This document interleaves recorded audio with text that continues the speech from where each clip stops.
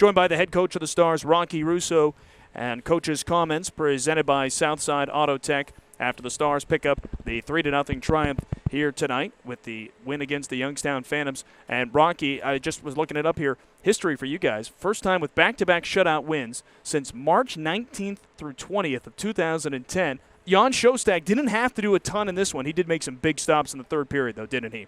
It wasn't about the volume. It was about the danger.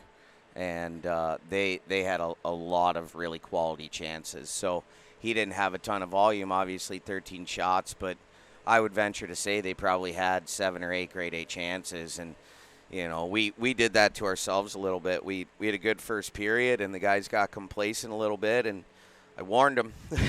I warned them, but sometimes the only way for us to learn is to go through that.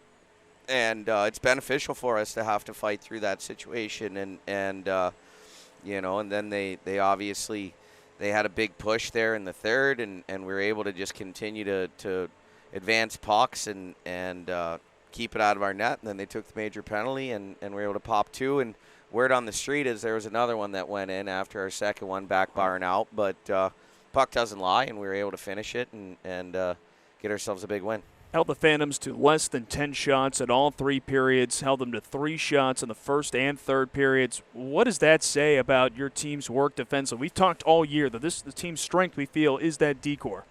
Yeah, I thought that we defended well. I mean, they listen, they're talented. They got some guys that can make some plays, and guys that are hard to hit. They're shifty, they're skilled, they can skate, and I thought we did a nice job of having sticks and lanes.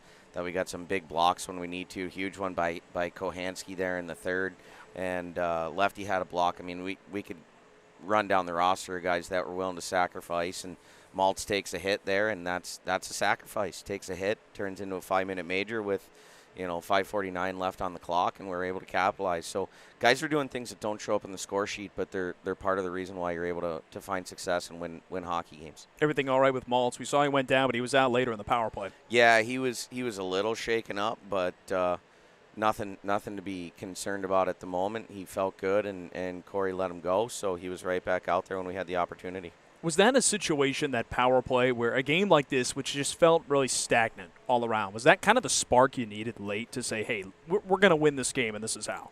Well, obviously we got the power play late in the second, and I looked over at Art, and I was like, they're going to end up with the power play pretty quickly because we went close to 2 periods without a call in the game, and sure enough, they got one. We were able to kill it, and I wasn't sure there was going to be another penalty called, but certainly that's not one that they can avoid, and that's a dangerous situation. You know, you're up 1-0.